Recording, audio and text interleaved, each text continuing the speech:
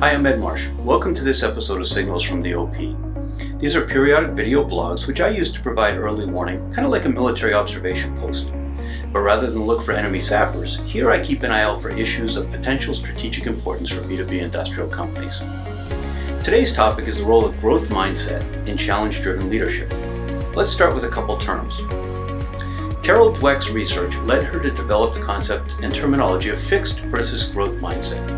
Folks with a fixed mindset tend to accept or even resign themselves to conditions about themselves, their organizations, and their environment. Language they might use that you'd recognize include, "That's the way we've always done it." "If we had more resources, we could do a lot more, but we don't." Or even, "That's the best I can do." In contrast, those with a growth mindset see any existing personal or organizational limitations as things to be circumvented, developed, or overcome. They tend to be impatient, perhaps irreverent, often optimistic, and certainly resilient. This is a great topic that I'd recommend you dig into to understand and track among your management teams and organizations. MindsetOnline.com is a good resource to start with. The second core idea is challenge-driven leadership. I've spoken often here about a modified challenger sales model. This is different, and it's based on some work by PwC's publishing group Stratton Biz, and it recently popped up on many people's radar through an article in the Wall Street Journal. The article identified a new type of exec that's kind of shaking things up. Some of the key attributes that Stratton Biz identifies among challenge-driven leaders are: they love finding and solving problems, they hate office politics, they're bored with the status quo, they're entrepreneurial, not interested in fancy trappings of the role. They build teams by attracting problem solvers to participate, not lots of hand-holding and nurturing. They value resourcefulness, and they have T-shaped skills. They're broad and high-level understanding of multiple fields and a mile deep in their own. Kind of sounds like Jeff Bezos, for instance, doesn't it? You see, the key is really to develop bigger picture, longer-term perspective that, as Stratton Biz says, transcends the expediencies of the moment. So how do these two relate, growth mindset and challenge-driven leadership? It seems obvious that most challenge-driven leaders, by definition, will have a growth mindset. If you had a Venn diagram, you could picture probably all challenge-driven leaders would have growth mindset, although not everyone with a growth mindset might be a challenge-driven leader. This is an important point as I tie this back to strategy and disruption for industrial manufacturers. There aren't many existing company leaders in traditional middle market manufacturing firms that are challenge-driven leaders, at least not in my experience. Those people are out chasing startups and disruptive technology.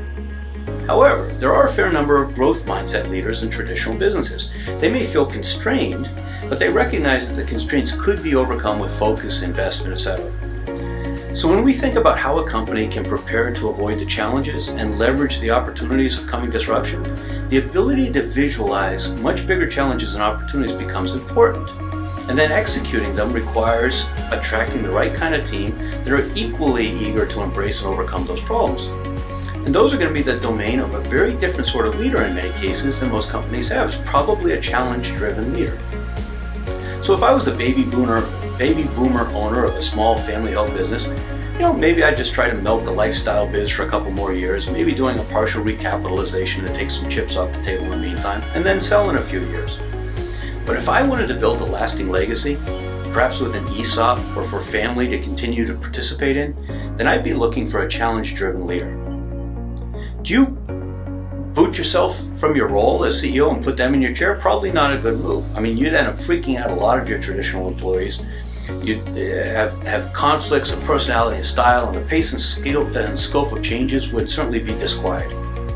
But I've laid out a model before that I think could offer the perfect hybrid solution for a traditional company to begin to incorporate some of this. A skunk works would provide a safe, contained, and controlled environment to begin to experiment.